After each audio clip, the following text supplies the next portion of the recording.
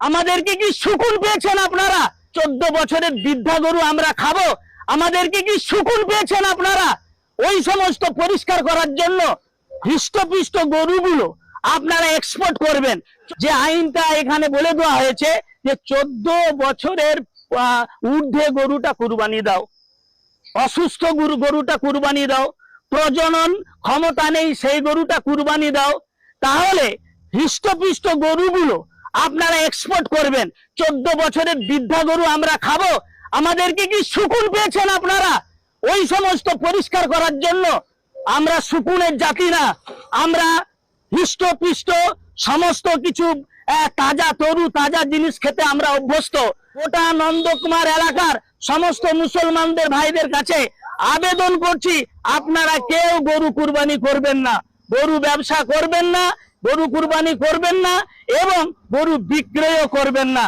যেভাবে একটা সম্প্রদায়ের উপরে পুরো প্রশাসনটা 180 ডিগ্রি বেগে অতি সক্রিয়তা দেখাচ্ছে, আজকে আমরা নন্দকুমার এলাকার সমস্ত মানুষ আমরা এখানে এসেছি, আমরা অনেক আবেদন করেছি, আমাদের অনেক গরু কিনা হয়ে গেছে, আমাদের জন্য একটা বিকল্প কোনো ব্যবস্থা করে দেন, গো হত্যা বন্ধ হোক, এটা আমরা সকলে চাই। কি চাই কি চান না? আমরা সকলে চাই, কিন্তু এই গো হত্যা একটা সম্প্রদায়ের উপরে জাতি বিদ্বেষ তৈরি করে, একটা সম্প্রদায়কে লক্ষ্য করে, একটা সম্প্রদায়কে টার্গেট করে গো হত্যা কোনোদিন বন্ধ হবে না।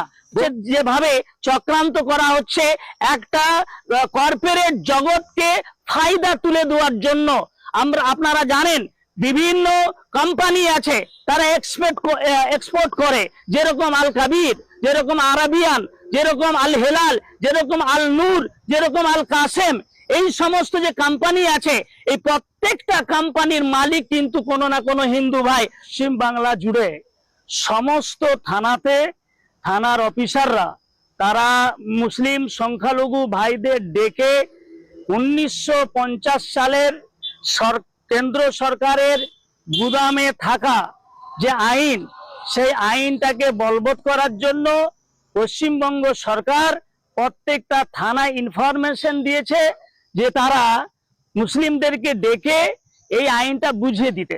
সেই হিসাবে আজকে গোটা নন্দকুমার এলাকার বিধানসভার সমস্ত মুসলিমরা তারা এসেছেন, এসে আমাদের কাছ থেকে সেই ধরনের 1950 সালের আইনটাকে আমাদের কাছে পড়ে শোনানো হয়েছে। এখন গো হত্যা বন্ধ হোক, এটা আমরা সকলে চাই। কি চাই কি চান না? আমরা সকলে চাই, কিন্তু এই গো হত্যা একটা সম্প্রদায়ের উপরে জাতি বিদ্বেষ তৈরি করে, একটা সম্প্রদায়কে লক্ষ্য করে, একটা সম্প্রদায়কে টার্গেট করে গো হত্যা কোনোদিন বন্ধ হবে না।